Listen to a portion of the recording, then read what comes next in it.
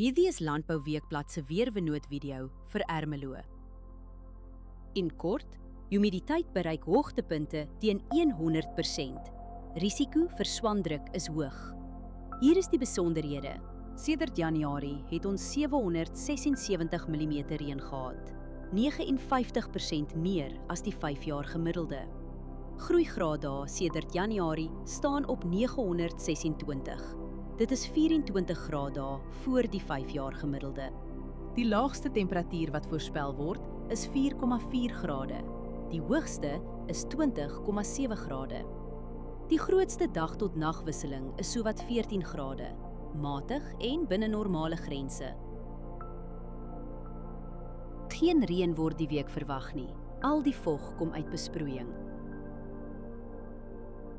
Die ergste winddag is Maandag met ongeveer 20,3 km/h. Vermy spuit op daardie dag. Nog 2 dae die week raak ook 15 km/h of meer. Hou windsnelheid op die dag self dop voordat jy spuit, as ook windrigting, windvlae, temperatuur, humiditeit en delta T.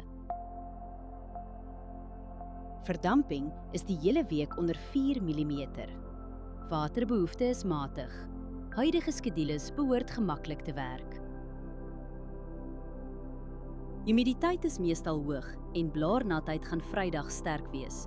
Dus is die kans vir hoë swamdruk aansienlik. Onder die toestande kan swaminfeksies vinnig versprei op vatbare blokke.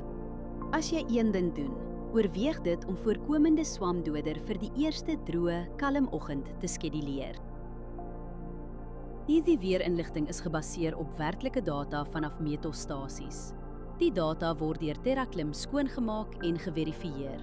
KI-interpretasies word deur grondwaarheidsdata onderlê, aangedryf deur Villa Crop Protection.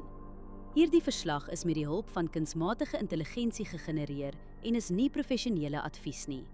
Gaan na weather.villacrop.co.za en kies die weerverslag vir jou streek.